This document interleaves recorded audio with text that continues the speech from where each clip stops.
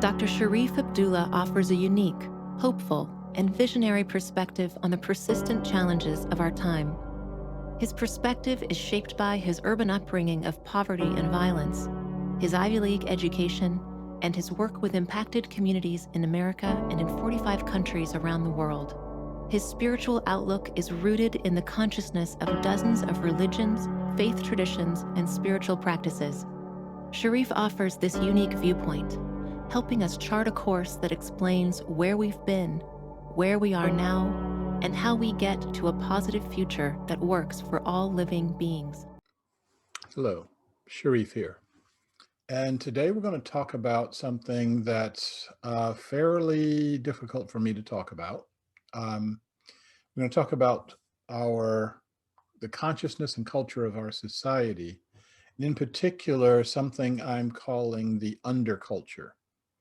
Now, we can talk about class in our society, and we're familiar with the notion of the middle class. Everybody panders to the middle class. Rich people think of themselves as middle class.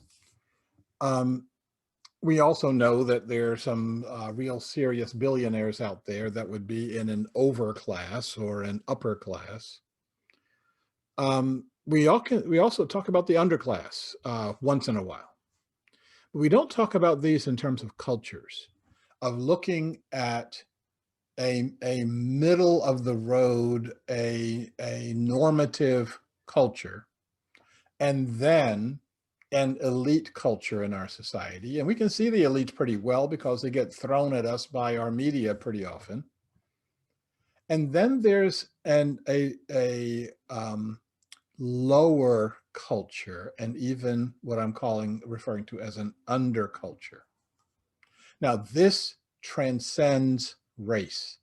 I'm not talking about race. I am talking about a culture that tends to be ignored by our society until it acts up. And then when it acts up, people want to try to control it as opposed to understanding it and transforming it. So I have an analogy I'd like to share with you. And that analogy involves me sharing my screen. And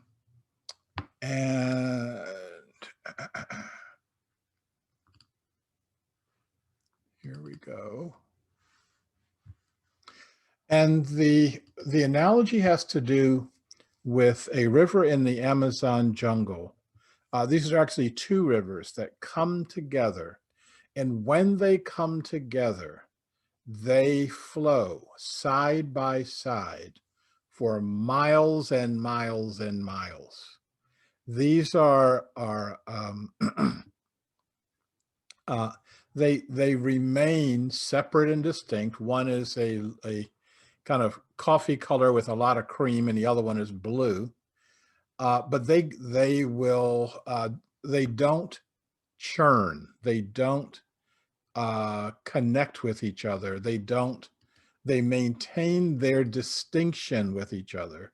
And here's a video of the two rivers. A boat is crossing the two rivers right now, and it's all one body of water, which is pretty amazing. I would love to go see that at some point in time.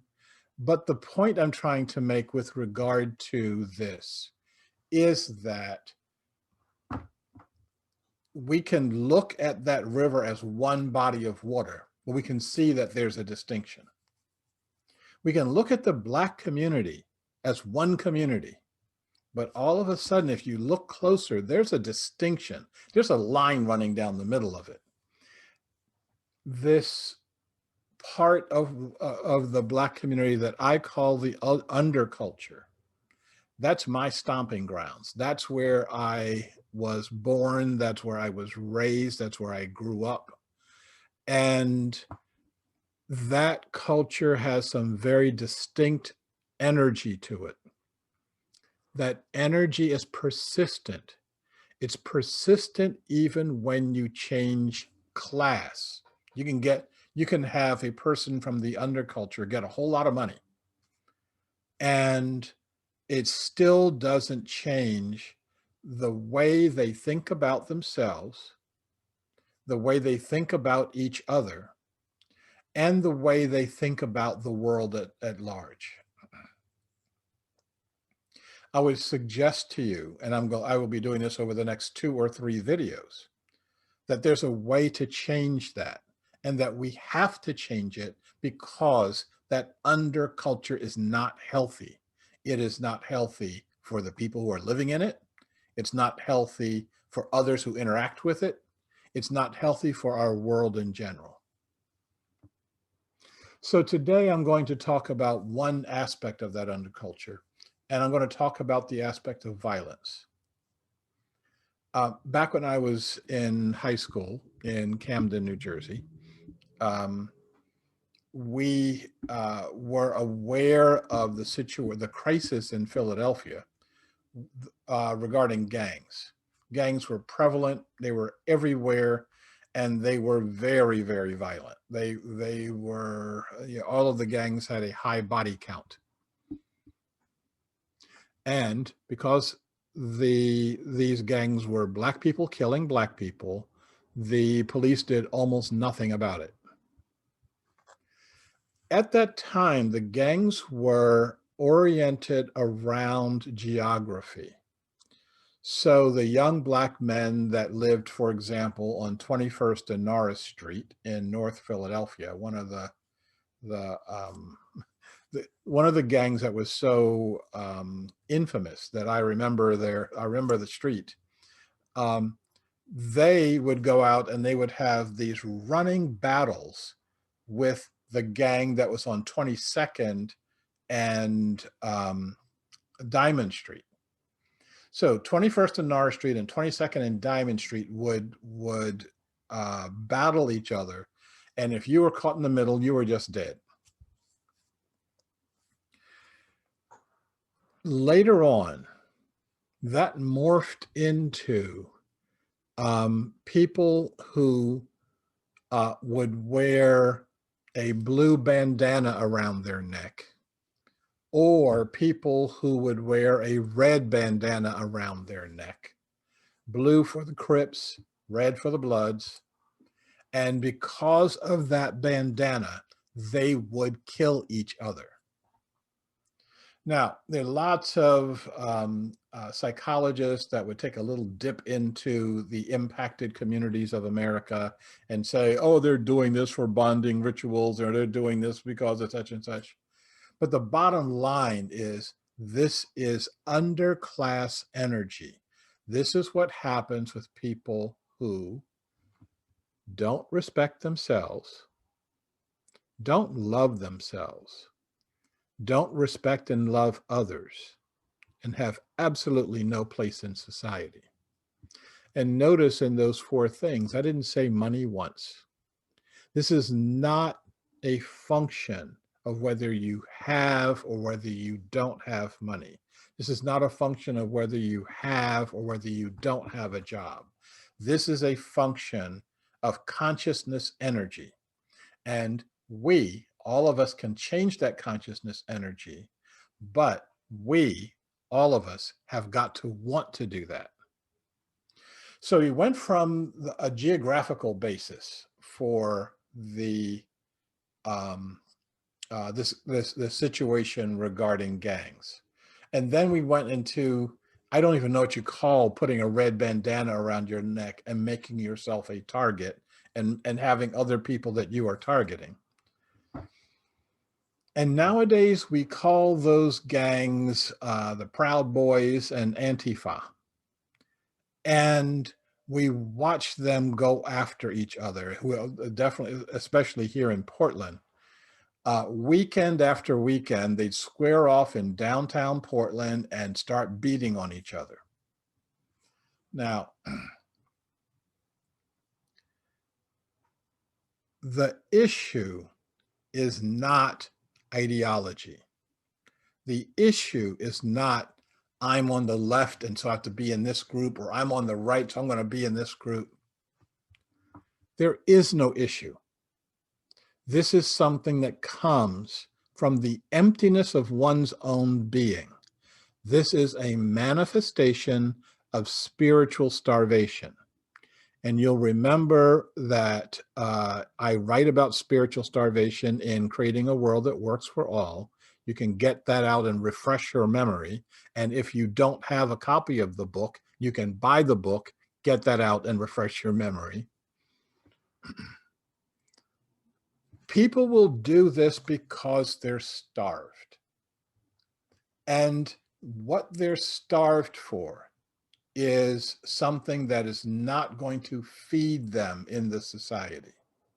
What they're starved for is something that is not going to build their energy, not going to help them be, to elevate their energy to another level. As I said, I was an integral part of that society, and I changed. And you, all of us, can either make the change if you need to. You can help others to make the change, but not while you're steeped in the rhetoric of how we see the world today. Not if you're steeped in the rhetoric of white versus black, of left versus right, of the upper class versus the lower class. Not even if you have holding the rhetoric of the 99% and the 1%. Once we get past all of that, we can see that anything and everything can cause us to separate from each other. Once we start to cure spiritual starvation, nothing can separate us from each other. And we can start looking at the attempts at separation as the pathology that they are, that it really is just a pathology. And what we have to start doing is looking at how we get beyond that pathology. How do we get beyond that, the low self-esteem and the low esteem of others that is driving the entire process that we're seeing? I'll be talking about that more in my next video. And I would encourage you to like this one, to subscribe if you want to continue to receive these. I'm receiving emails and phone calls from people who are saying, where are the videos? What happened to the videos? Well, if you were subscribed, you would be getting the notice regularly. Open up the little box that says, oh, I want to get notifications. And one other thing to do is help me pay for this. I appreciate all of the money that has come in. Thank you, thank you.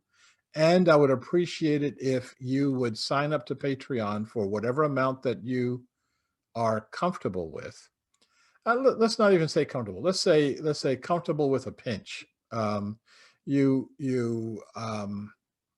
I think it's important for us to say, I'm supporting this, not I'm going to throw some money that way.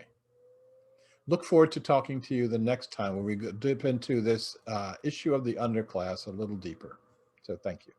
You are invited to participate in the discussions and activities that will define a positive future for all.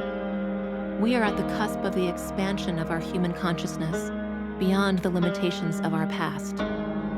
Together, we can envision a world that embraces our human potential.